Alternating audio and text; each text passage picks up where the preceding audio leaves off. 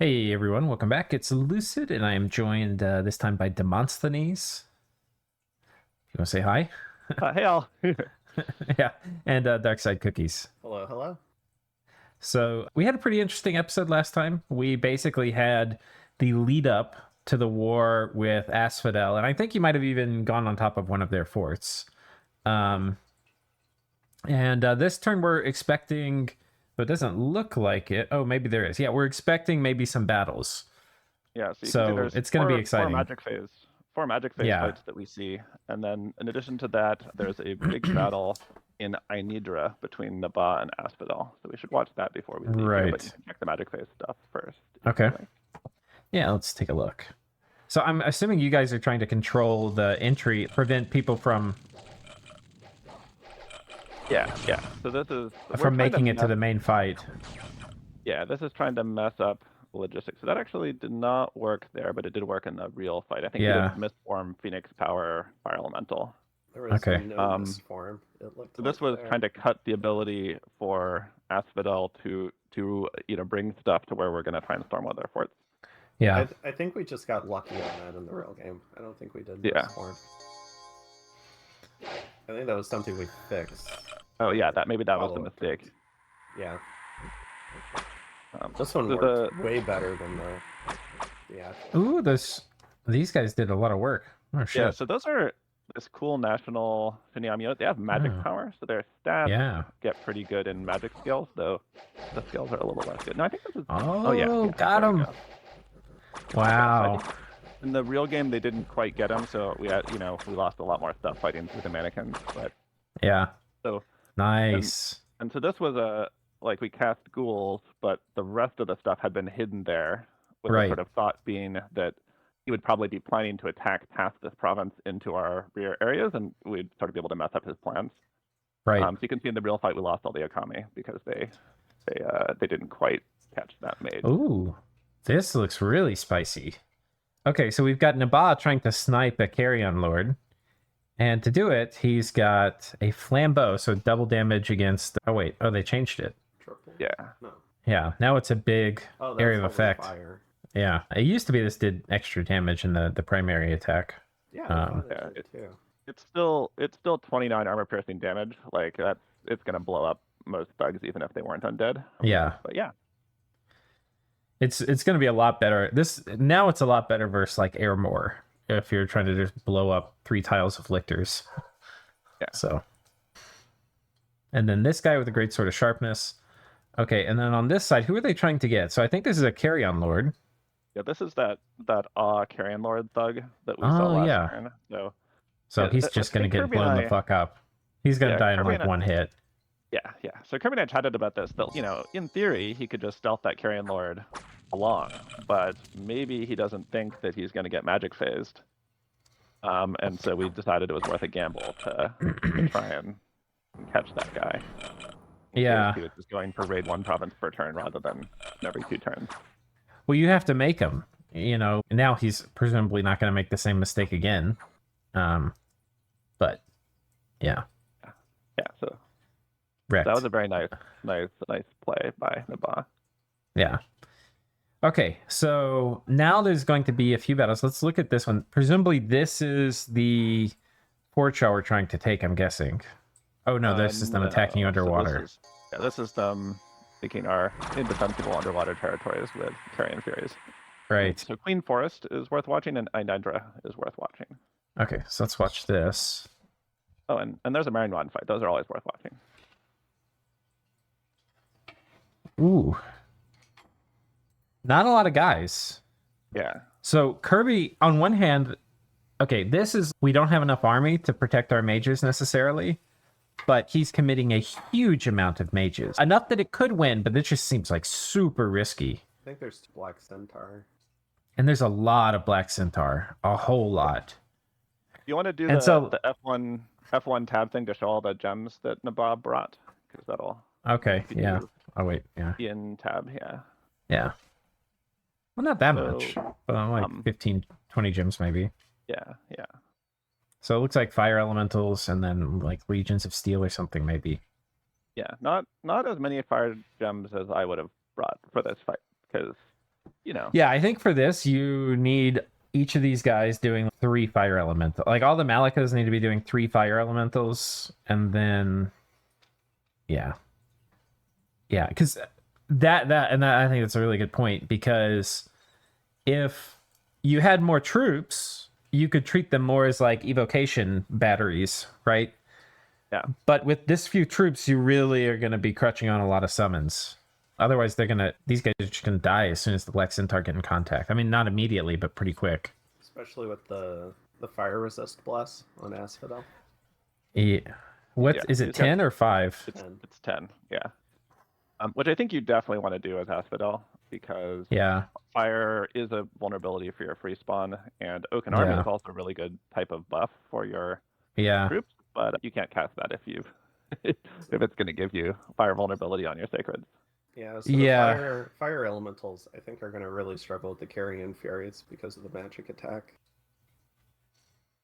Yeah. I think this is going to be a total wipe for Naba. Yeah, this seems just really bad. It doesn't have to be a total wipe. So actually, one of the things that Naba could have done here that I think would have been cool is putting on the Malika on dump 2 fire elementals, retreat. So they'll go into the fort, they'll be stealthy. Yeah. And then you're not risking your whole mage core, but you're still providing a lot of force to be a person on the farm. Was that Foul Vapors? Oh, Growing Fury cast by the Carrion Lord, huh? Yeah. So the Black Centaur are already supercharged. Yeah. Yeah. And this is sort of, I think, protecting them against if Naba had Will and Winds online, which is a spell that they can cast. And now that it's the Climber Eric Frost pass, that would not, help them with this fight. It is a lot of fire elementals. Yeah. People probably can't hear us while the battle's going while you're talking, but I can't tell the battle audio. I don't know if that. Yeah, I turned that off for Discord, but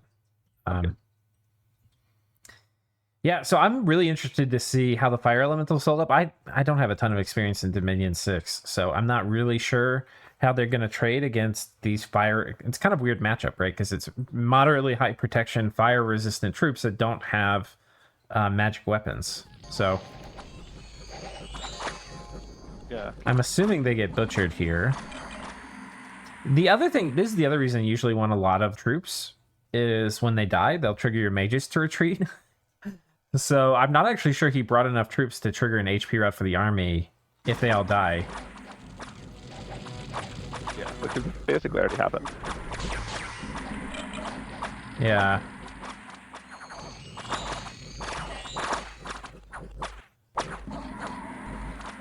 Yeah, I'll be honest. I thought it was going to be a little closer than this. So this one even worse than I expected, and I expected it to go pretty badly. Yeah, those Asphodel Sacreds are scary.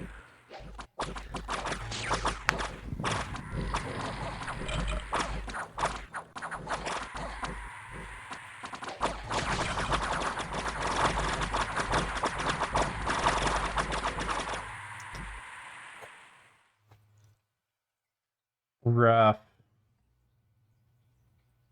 Yeah, so you can see a decent number of the Malika retreated because they can fly. So the moment that they decide to run, they're out of there. So that was at Aidra, the top. Yeah. Normal phase battle. 9 Mukaribs. Did Kirby have Solar Brilliance? No. I don't think he has the research for that yet. So he committed 15 of his 4 commander point big mages, the Malekith and the Sahara, and lost all but 2 of them in the real fight. I think. Oh shit! I didn't even notice these guys. Yeah, damn. Yeah. Yeah, I mean that's why there were so many fire elementals. I think basically all 15, had a big pile of did 1 fire elemental basically. Yeah, I think the thing, it's like when you're all in, you need to know it, and he did bring probably all the troops he had with all the mages he had. So on one hand, he was like trying to be all in. The problem, of course, is that he didn't have enough gems. Yeah. He was like, this was so, you have to, a lot of Dominions is like tuning your intuition. Will this stack beat this stack? Right. And you can go off and test things, but most people don't. I don't really do it that much anymore. But And so anyway, there's like a window where it's, yeah, I'm not really sure. But we're so far away from making this work, like this isn't even close. So it's, if you're in that ballpark, you need to be when you take a fight, you want to win it decisively. So he's so far away from even winning, much less winning it decisively, which means more gems. You should put on the mages. Yeah. If you want to look at the losses inflicted, so he did get 11 black centaur, it looks like. I mean, when you're trading one sacred per mage, get out of here. Yeah, that's why I was thinking potentially the right play for Naba was drop the fire elementals, leave a couple mages with some bodyguards, and try to causing this attrition. I think almost all the kills with the fire elementals. Yeah. Causing this, I guess, I don't know, causing this attrition as a delaying play. If you don't think you can take the big fight and then just I don't think Naba is rich enough to waste gems on fights that they're going to attrition down, because sending 20 fire elementals out is not cheap. I think things like Firestorm would make sense, like an attrition play around that, because that's a lot more efficient. But spending 30 fire elementals or 20 fire elementals and then retreating, if you have 1,000,000 fire gems, yeah, it's great. But if you're not going to put the fire gem, the fact that he's putting this few fire gems on the mages for this fight indicates to me he doesn't have 20 fire gems to waste. He's going to need those when he has to actually win the fight. Yeah. The biggest thing, again, was what you said, where he didn't bring enough troops to HP out the army. So yeah, maybe he that's the other would thing. have been better off having the troops back on guard commander and trying to do flame eruption, or I don't think that would have worked. I think this is just, I think without Matt, I think the only possible way to win this was 3 times as many fire elementals, and I think that would have been close. Yeah, I think he still would have lost with 3 times, but I think it would have been a very close battle. Yeah, I think the best play was probably to retreat. The second best play would be like a fire elemental drop and retreat, to maybe stop just moving onto the fort with a lighter squad. Yeah. So anyway, that's rough. Yeah. I wouldn't say that they're quite out of the game from that fight. And then here they're moving on to an unopposed young capital. But it does represent probably 10 turns of mage production. Yeah. So we should watch that fort storming just because it'll give you a little bit of a feel of what our army is set up to do. This is an undefended fort, as we were kind of expecting, especially since we cut opportunities to reinforce, but mainly because that tomb stack was not in reach. So yeah, sort of had a pretty good sense of what they were going to do. Yeah, watch the wall archers, and I think at some point the things start falling and they just all disappear. Yeah, a lot of magma eruption. Was that it? Yeah. Okay. Mainly that I wanted to show that just because that is a way that one can deal with fort walls, is that it's like a couple rounds of evocations. Like the wall archers on most forts. And it's not like often how people want to script things, because you want to do your first few turns doing your buffs and that kind of thing. But once you have gotten rid of the wall archers, it's sort of the choke point affects both sides, right? So it's sort of whoever has more mage power tends to win once the wall archers are gone. Okay, so you've got now a small raid going on to Haunted Woods. Sneaking guys here. These guys, you're moving. Okay, you're doing a massive defense here, assuming they're going to attack with this stack. And then from here, you'll have a pretty easy way to either defend this fort or go on to this one. Yeah, I would say that the strategy is we're trying to move onto that fort, but our army is too slow. And if we had more stuff, we could be moving. If we had another 150 Daibakemono in that middle province, we could be moving our mages and sort of leading them there, but we just don't have that, and we really don't want to get our army trapped into the fort. So that's why we're patrolling. We feel like we're on the clock. Naba, they may last a while, but they're not completely out of the game. Because it's turn 40, they probably do have more Malika and so on, but man, they're out of the game, man. They're out of the game. Well, you can't take. They've lost everything in 2 wars. I mean, this is just classic. They bit off more than they can chew. They shouldn't have started this war with Asphodel till the war with Marignon was over. Yeah. We do have a fun magic phase attack going on that fort, though. We're gonna try and cause some attrition. Okay. Well, that'll be fun. Okay, so let's take I know somebody put up a global. Somebody put up Eyes of God. That's interesting. So they're now going to know the score graphs, which to flash them all up for you. Wait, did I? Well, we don't get Why to are see these it. not We showing? didn't put up Eyes of God. Oh yeah, that's right. Oh, but comparing, we had looked at this and we thought Asphodel was in a clear position one, but you guys actually might be a little bigger than them. So Yeah.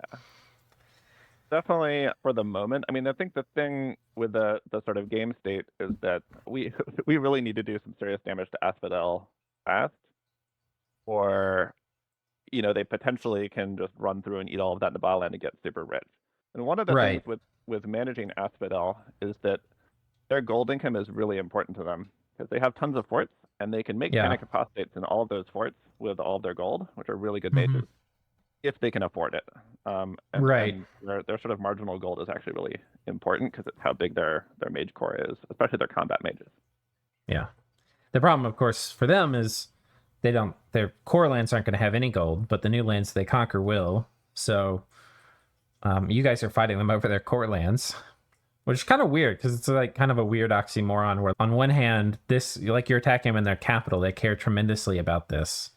But on the other hand, it doesn't give them any money and all the other lands do. So it's a kind of weird situation. Yeah, and I think that's like the reason why we've been so focused on contesting the raiding war is trying to keep them from profiting off of raiding our land Yeah. is more valuable than just the land is to us. Yeah. Oh, Okay. yeah. So that's going to be interesting. So I guess we'll go ahead and keep the thing moving quickly. So before One you more- go, there's two other things I want to know. One is I think we had some Oh, good yeah. events this turn that you can quickly look at. But the big one is that there is a Nice. magic phase attack that we did not see by All right. Asphodel on Pyrene. I'll pull that up. And Yeah, okay, so this is it. You want to tell us what happened here? You got this in a Discord message. yeah, so Asphodel has empowered a panic apostate in air. They had the gems for that because they have the Throne of Air. And then they gave him an air hat so that he can do cloud trapeze. And cloud trapezed him onto an Asphodel army with a bunch of shock resistance gear. And the Pyrene best army. penetration. Yeah, sorry, on Pyrene. But the best shock resistance gear that he could do and the best penetration gear that you can do while having a rig of returning. So he spammed Wind of Death a few times, ignored all the Storm Demon Blast because he had a ridiculous amount of shock resistance, and I killed 2/3 of, all the sacreds Pyrene has made all game, more or less, Yeah. as well as a bunch of his troops and stuff, and got away scot-free. That Panic Apostate is also twice born. Even if they'd managed to one-hit kill it with something, he would still have the sort of empowerment available to him. So this is one of those things that show that the Asphodel player really knows what they're doing in terms of knowing how to use the mechanics of Dominion. I don't think a lot of players would rush Evocation 7 and spend all of their air jumps to empower a Wind of Death caster by turn 40. Yeah. And I don't think you had a turn 1 anti-magic caster in your army, so... Yeah, I think the reason he did this on Pyrene rather than us is because we were sieging his fort, so he couldn't magic phase. And magic phase, yeah. They were going to stay put. We might have had turn 1 anti-magic, but I think even, we definitely had Draconian scripted to jump into the back turn 1, so he probably would have gotten 1 cast off rather than, I think he got 2 or 3 in this particular fight before he got sent home.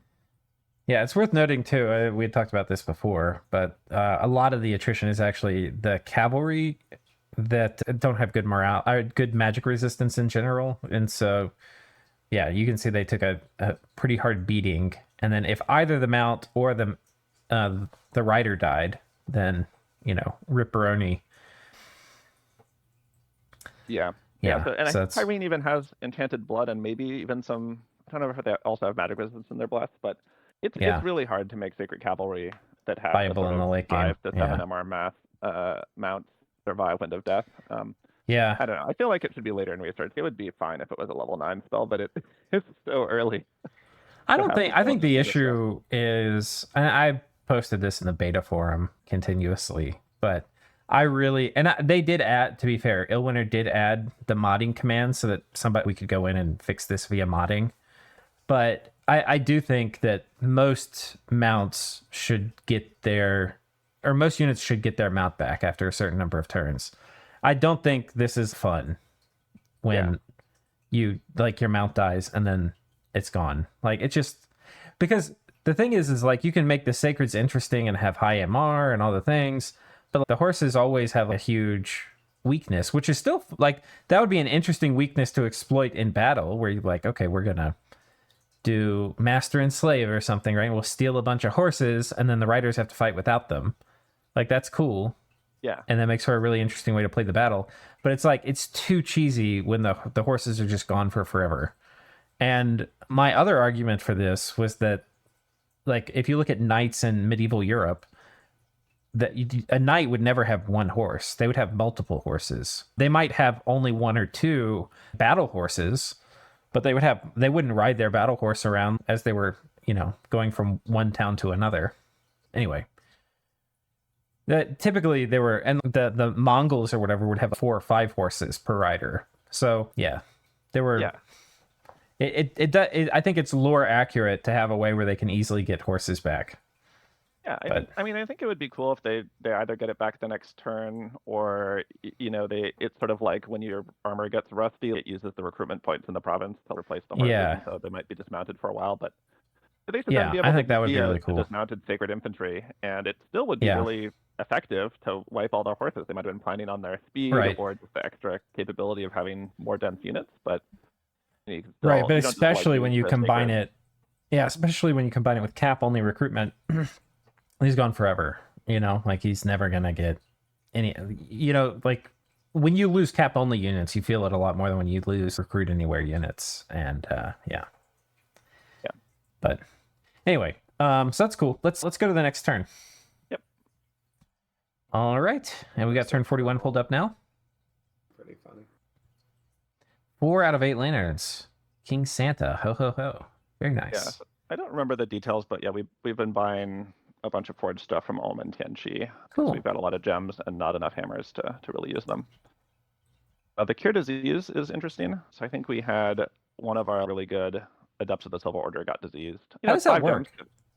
It costs 5 gems to cast cure disease. It's like a nature 4 spell. And I've never used.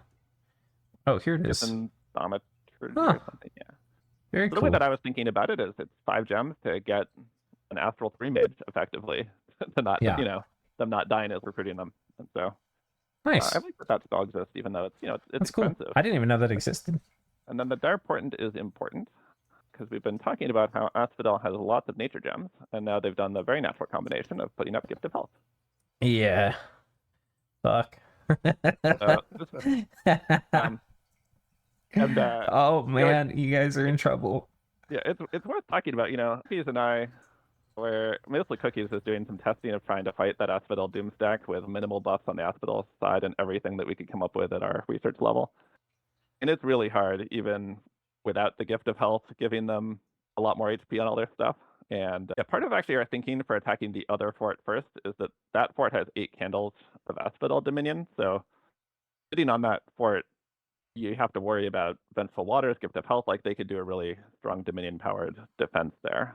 So we sort of decided taking the fort where they can't do that first was a good idea. And they've also got their pretenders there in the cap, too.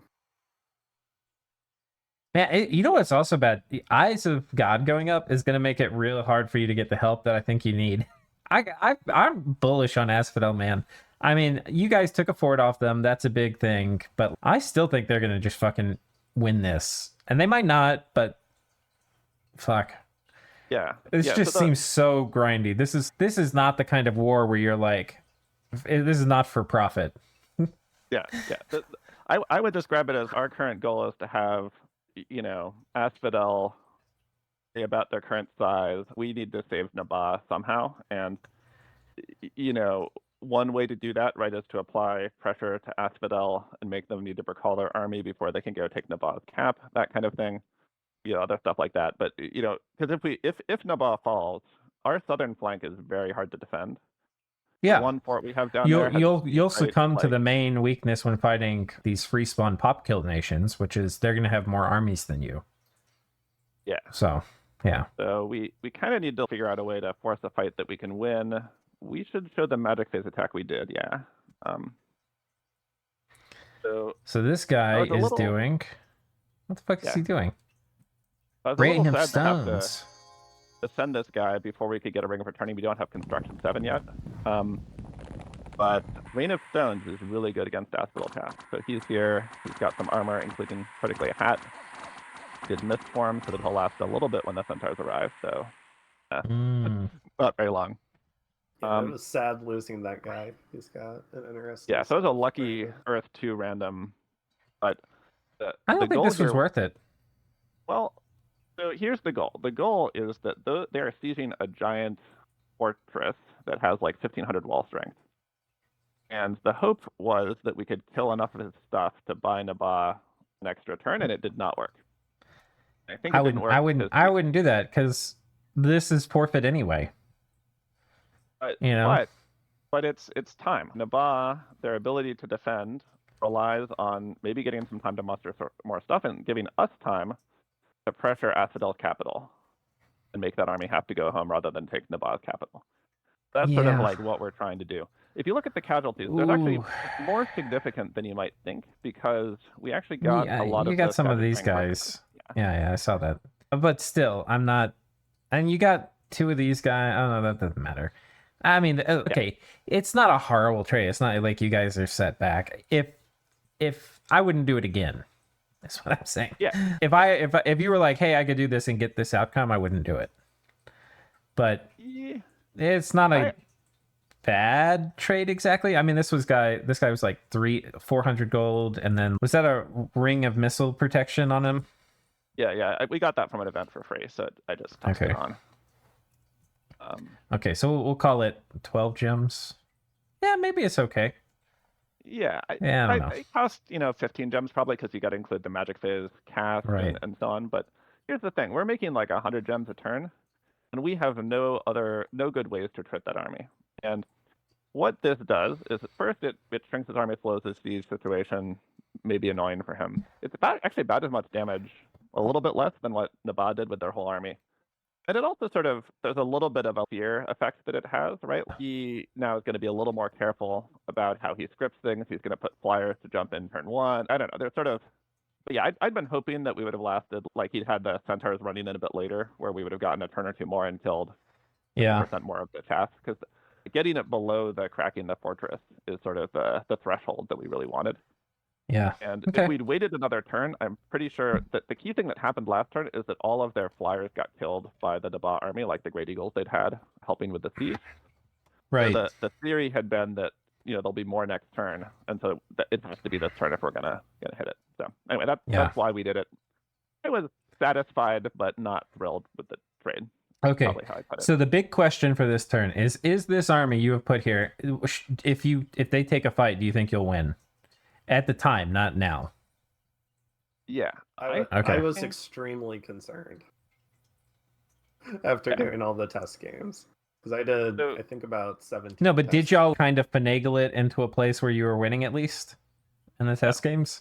No. But critically, the test games featured Asphodel having the black centaur present, and the black centaur are not in reach. So I felt that we were safe because we were pretty sure that he just has the 1 stack of 60 black centaur, that there's not another 60 somewhere. And there's a bunch of carrion fairies there too, so he might have another 30. What was in the test game, Darkside? There was a block of carrion fairies and I think 2 blocks of black centaur, and I think the best case I got it into was a bloodbath where most of his sacreds died. So even though it would be devastating for us, it is something where maybe we could have potentially, because he's not going to be able to replace the black centaur. I think it's 1 per turn with the population in the fort. Yeah. So the goal was just to eliminate the black centaur so that we could start applying pressure more broadly. So I felt like it was a Pyrrhic victory for Asphodel. Yeah. Okay, so they push harder here into this. We haven't really watched the battles for this turn. You got Foul Vapors. Your Draconians are going hard, though. They do die. They're not able to get through the Harpooning. Yeah. This is really showing the power of Foul Vapors. We lost half of the Daibaka Mono to Foul Vapors. That's actually more than I thought. Yeah. That spell is still really strong if you have the path to sort of prevent them from getting to your caster. If he just brought the solo apostate, it would have done nothing. Yeah, I think I feel okay about it right here. Enchantment 5 and 1 path less was overtuned. So it's still a strong. It's still strong. Spell, but it's counterable. You know, like if we'd brought a guy who'd been able to make a squad of Naba Kimono fly, or we'd brought more mage support, we could have been able to avoid those losses. Yeah. But it's something else too, where I think we felt more comfortable splitting them out because there was a high likelihood in a main army that they would get Winds of Death anyways. So these guys, are they good MR? The which guys? Kimono. They're MRs, not top tier. Yeah. Do y'all have an anti-magic caster here? Yeah. So one should be aware that we are only able to sort of field good armies at this phase because we've got the depths of the Silver Order and this guy. Okay. Yeah. The turn 1 anti-magic is essential. Yeah, you could do golems, I guess, too, but you'll have them soon. Yeah. But you might have had to have waited till you had golems. I think the most important part of the raiding game was our little raid onto Haunted Woods. Actually, did trap stuff in there. Okay. And that somehow worked. You should watch that one. It's actually a funny script that we sent. So we were kind of feeling like he's probably going to do another Foul Vapor's trap, and so we should do a thing designed to counter that. And he's seen this. He's seen Firestorm before, right? He knows we have Firestorm. But he's only seen us unit with the main army. Right. And there's downsides. The game of traps. Yeah. There's downsides to us using that with our main army, because it'll kill a lot of the Naiads and Uba. Yeah. So.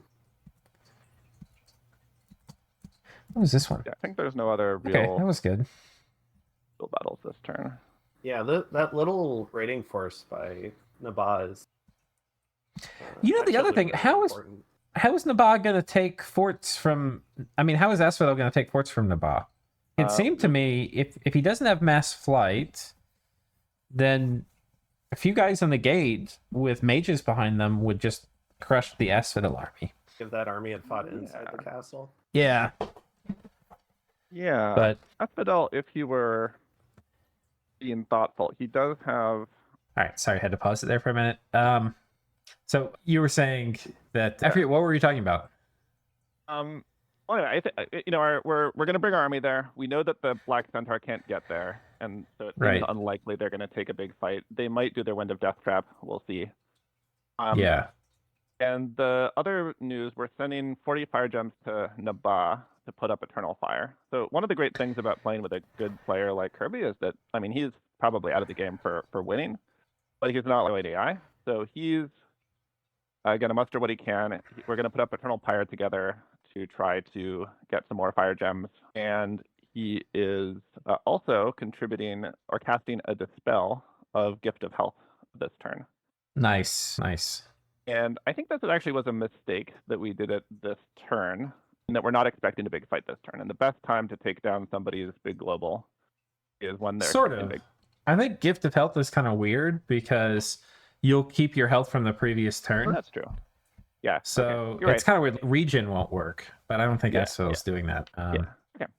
I think we're ready to go to the next turn. Oh, we had a funny event in our capital that is worth reading. Oh, fuck. We made a great deal. 4,500 people for one double. I think it's like a die roll that just rolled one, but man, that's real bad. Nice to get a commander or something, but no. Yeah, so fuck. We're gonna lose a whole province. It's the most expensive devil ever. Yeah, so we're sending him out to war so that he can, or actually I think he's patrolling. So one of the things that we haven't really mentioned is we're not just sort of moving forces to defend those middle provinces, but we're also patrolling our capital and doing that kind of thing to preserve our ability to move mages. And I think that's really important. Yep. For supporting them. Yeah, I mean, we don't. It doesn't seem like there's a ton of stealthy action happening by Asphodel, but you never know. Okay, let's actually end this episode here because we're at 36 minutes. So we'll see you guys in the next episode. Cheers. Later. Yeah.